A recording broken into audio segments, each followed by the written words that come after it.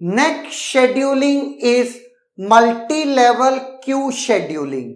अगर मैं multi level queue scheduling की बात करता हूं तो इसमें आपकी जो रेडी क्यू है वो सेवरल सेपरेट क्यूज में डिवाइड हो जाती है।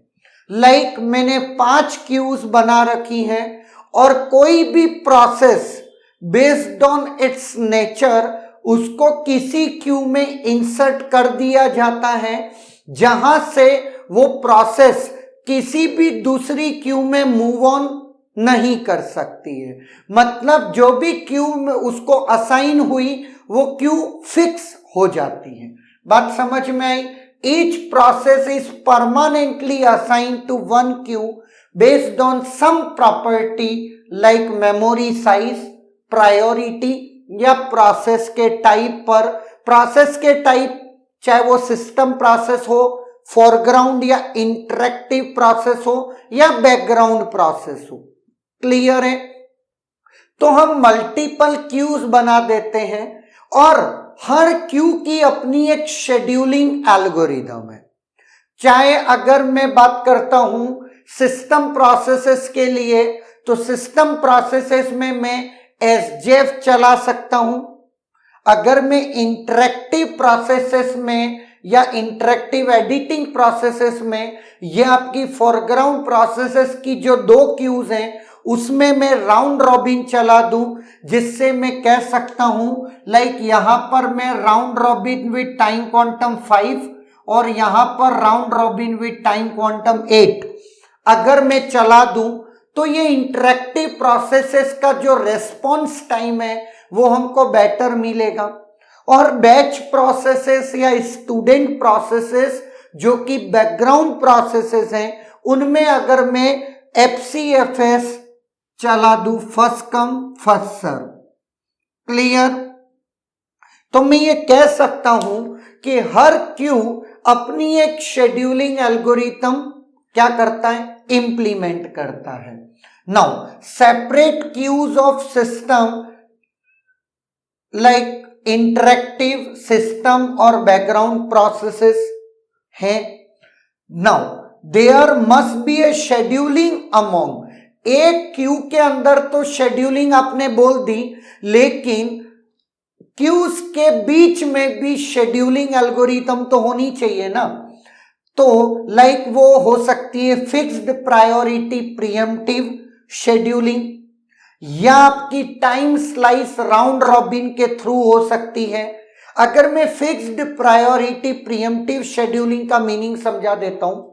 लेट अगर मेरी सिस्टम प्रोसेसेस की क्यू, यहां पर मैं क्यू बोल देता हूं Q RQ0, ready Q0, that is ready Q0, ready Q1, ready Q2, ready Q3 और रेडी Q4। क्लियर? नाउ अगर रेडी Q0 में कोई भी प्रोसेसेस हैं तो सबसे पहले हम इसको कंप्लीट करेंगे, फिर दूसरी उससे लोअर प्रायोरिटी की क्यू में जाएंगे, उसकी प्रोसेसेस जो भी हैं उनको रन करेंगे, फिर रेडी Q3 2 में जाएंगे। लेकिन अगर रेडी Q2 में जैसे ही चल रहे थे और रेडी Q1 में कोई प्रोसेसेस आ गई तो फिर इसको प्रीएम्प्ट करके हम रेडी Q1 की प्रोसेसेस को CPU असाइन करेंगे, और उसके साथ साथ अगर रेडी Q0 में आ गई तो उनको छोड़ करके हम पहले सिस्टम प्रोसेसेस को एग्जीक्यूट करेंगे, क्योंकि उस क्यू की प्रायोरिटी सबसे हायर है। तो ये जो प्रायोरिटीज हैं वो फिक्स्ड प्रायोरिटी हमने पहले से क्यू की असाइन कर ली। और आप भी जानते हो सिस्टम प्रोसेसेस सबसे ज्यादा इंपॉर्टेंट होती है जिनको हम डिले नहीं करवा सकते। क्लियर है? नाउ तो उस तरीके से एक क्यू के अंदर तो शेड्यूलिंग होगी ही होगी, बट क्यूज के बीच में भी हम शेड्यूलिंग चला सकते हैं, या फिर आप कह सकते हैं टाइम स्लाइड्स आप डिवाइड कर लीजिए। फोरग्राउंड प्रोसेसेस की जो क्यूज हैं उनको आप 80% of the CPU time assign कर दो और बैकग्राउंड प्रोसेसेस की क्यू को 20% of the CPU slice time slice दे दो। और उस 80% में भी सिस्टम को ज्यादा दे दो, इंटरेक्टिव को कम दे दो, लाइक कुछ भी इंप्लीमेंटेशन हम लोग अपने हिसाब से कर सकते हैं। इसका मतलब एक तो बात ये हो गई कि एक भी प्रोसेस किसी क्यू में असाइन हो जाती है तो वहां से मूवमेंट पॉसिबल नहीं है। तो होगा क्या, जो भी बैच प्रोसेस या स्टूडेंट प्रोसेस जो कि अभी सफर कर रही है, स्टार्व हो रही है, तब भी आप कोई चीज सॉल्व नहीं कर सकते, क्योंकि एक प्रोसेस एक क्यू से दूसरे क्यू में मूव नहीं हो सकती है या ना। तो इस जगह पर सबसे बड़ा प्रॉब्लम जो होता है वो होता है starvation of lower priority queue processes. Obvious है, जो आपको फील भी आ रहा होगा, है या ना। तो इस तरीके से हम मल्टी लेवल क्यू शेड्यूलिंग को यूज करते हैं, जहां पर आप ये कह सकते हैं अलग अलग टाइप की प्रोसेसेस को अलग अलग क्यूज में डाल दें तो हैंडलिंग थोड़ी सी आसान हो जाती है।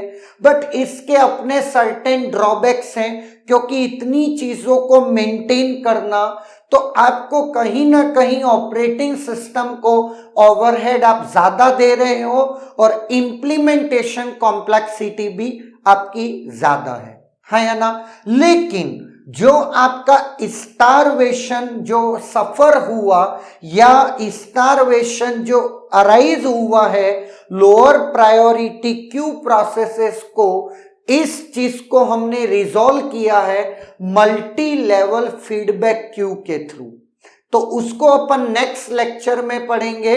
तो ये बातें जो आपकी इस मल्टी लेवल क्यू से रिलेटेड हो गई हैं। Is there any doubt?